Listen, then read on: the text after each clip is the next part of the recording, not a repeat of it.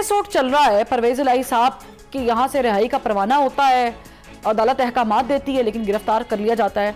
आप बहैसियते एक सियासी कारकुन और एक बड़ी पार्टी को रिप्रेजेंट कर रहे हैं, आप समझते हैं कि ये जो हो रहा है ये ठीक हो रहा है? आपकी मेहरबानी, मैं किसी भी तौर ये नहीं कहूँगा कि ये ठीक हो रहा है। अभी ये सूरत क्या हम मेरे अहमालों की जो है वो नादिर की सूरत में मेरे सामने आ गए। शामत अहमाल मा सूरत नादिर गिरफ्त, तो दरअसल इन हुक्मरानों के भी जो तकब्बुर था, जो दूसरे अताब में आए हुए उस वक्त सियासतदानों को जो रुसवा कर रहे थे, जो लहजा इस्तेमाल किया तौहीन आमेज़, अल्लाह उनको वो दिखा रहा है। सही तो बात यह है, लेकिन ये मेरा अकीदा है यकीन पक्का, लेकिन मैं सूरत हाल पर राजी नहीं हूँ। हमारे साथ ऐसा होता रहा है, हमें बेल हुई, हम जेल के दरवाजे पे रिहाई के लिए हमारे दोस्त पहुंचे, फिर अंदर उनको वापस कर दिया गया। हमने देखा जरदारी साहब की छोटी सी बेटी, उनको नहीं मिलने दिया गया जो सदर पाकिस्तान थे। आप देख लें, मोहतरमा बेनजीर साहबा की बेटी थी, वजीर आज़म 2 बार वजीर आज़म रह चुकी, भुट्टो साहब की नवाजी, लेकिन क्या कुछ किया इन्होंने? जो कुछ किया है वो उनके सामने। जरदारी साहब की हमशीरा को किस अंदाज से रात को हैदराबाद कराची से उठाकर जेल में डाला? वो कहीं भागे जा रहे थे, वो कहीं फरार हो रहे थे, अदलिया से सामना उनको नहीं कर पा रहे थे।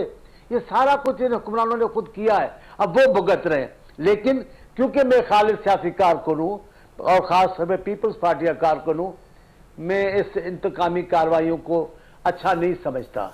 मैं इस ऐसी कानून साजी और कानून पर अमल दरामद जिसपे आवाम को अजियत मिले, जहाँ इंसानी हुकूक को गजब किया जाए, मैं उनको कबूल नहीं करता। मैं नहीं पसंद करूंगा कि ये जेल के दरवाजे पर रिहा हो फिर पकड़े जाएं, लेकिन इन्होंने खुद किया है, रवाज डाला है। हम कह रहे थे उनको कि आज आप जरदारी साहब की हमशीरा पर गिरफ्तारी के पर सुकून का महसूस का ऐलान कर रहे हो, कल आपकी खवातीन भी आएंगी। अभी तो मुझे डर है कि खान साहब की खवातीन भी आएंगी। नाम तो उनके आ गए हैं, किसी न किसी केस में अभी तो रियायत मिल रही है। जब तक खुदा भला करे अदालत का वो बचाती रहेंगी, लेकिन ये जमाना आ जाएगा। आपने दूसरों की बेटियों को महफूज नहीं रहने दिया घरों में, आपके भी सुकून से नहीं बैठेंगे। लेकिन आपने पूछा जो सवाल है वो मेरा वाज़ेह जवाब है, ये इस बात पे हम खुश नहीं हो सकते। दुश्मन मरे खुशी ना करिए, सजना भी मर जाना हो।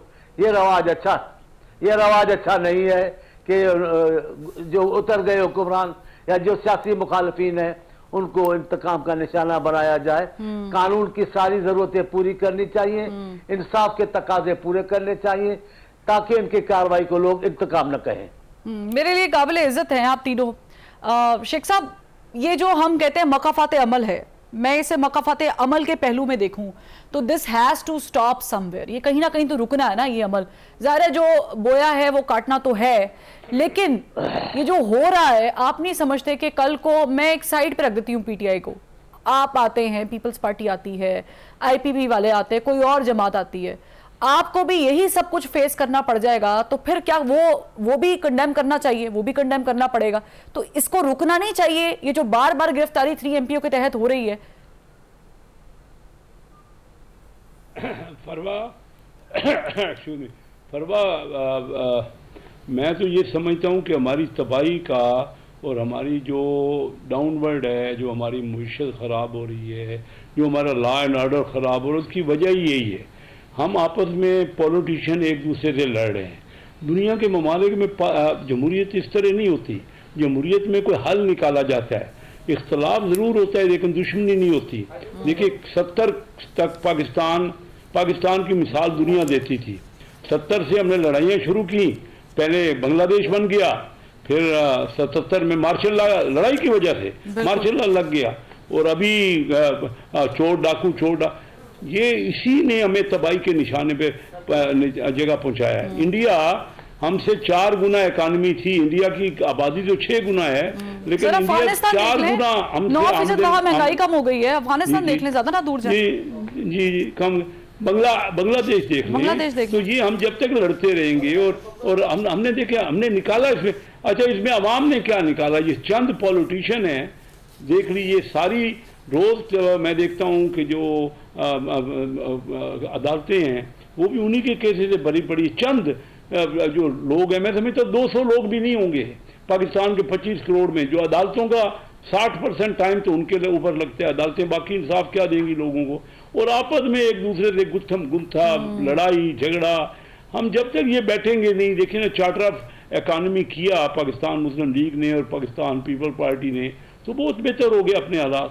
یہ ایک نئی پارٹی آئی، اس نے چور ڈاکو کی گردان 3.5 سال شروع کی، ہر ہماری طرف اشارہ کر کے یہ چور ہیں ڈاکو ہیں. اب مجھے یہ سمجھیے، میں نے تو 97 سے لے کے 99 تک 2.5 سال 1 روپیہ تنخواہ نہیں دی کہ اسمبلی کی، اور چور میں ہوں، میں ڈاکو ہوں، میری طرف اشارہ، تو مجھے اچھا لگے گا. میں تو یہ آیا تھا کہ ملک کے لیے کوئی خدمت کریں. جب ہم اسی چکر میں پڑ گئے، ایک دوسرے کے اوپر کتابیں پھینک رہے ہیں، ایک دوسرے کے اوپر بدنامیاں کر رہے ہیں، مجھے یہ نہیں لگتا ہے. پاکستان میں کوئی آنا ہی نہیں چاہ رہا. دیکھیے پاکستان میں کیوں کوئی نہیں آ رہا. شیخ صاحب آپ کنڈیم کرتے ہیں یہ جس طریقے سے گرفتاریاں ہو رہی، جس طریقے سے گرفتاری ہوئی ہے پرویز الہی کی، وہ اٹھا کے گاڑی سے لے کے جانا، کنڈیم کر رہے ہیں. میں سمجھتا ہوں جب تک ہم آپس میں ایک لائحہ عمل نہیں بنائیں گے، یہی لڑتے رہے، تو ہماری عوام 25 کروڑ تو دبتی رہے گی، مہنگائی پستی رہے گی، اور لوگ ہمارے خوش رہیں گے. وہ بہت پیسہ بنا لیے ہے پالیٹیشینز نے اور کاروباریوں نے، اور بڑے جو ایکسپلائٹنگ کلاس ہے اس میں چند لوگ ہیں. ہو سکتا ہے 0.5% ہو سکتا ہے 10 لاکھ کے قریب ہوں. باقی جو لوگ ہیں ان کو کوئی پوچھنے والا ہی نہیں ہے. کیا ان کے اس طرح کیسز ہوتے ہیں کہ آئندہ کبھی کسی کیس میں اس کو انوالو بھی نہ کرو، یا کورٹیں صرف انہی کے لیے سن رہی ہیں؟ صحیح ہے، یعنی آپ کا پوائنٹ بڑا ویلڈ ہے کہ آپس کی جو لڑائی ہے نا اس میں کوئی تیسرا فریق فائدہ اٹھاتا ہے. ہمیشہ سے ایسے ہوتا ہے محمود مولوی صاحب کہ کوئی نہ کوئی فائدہ اٹھا لیتا ہے.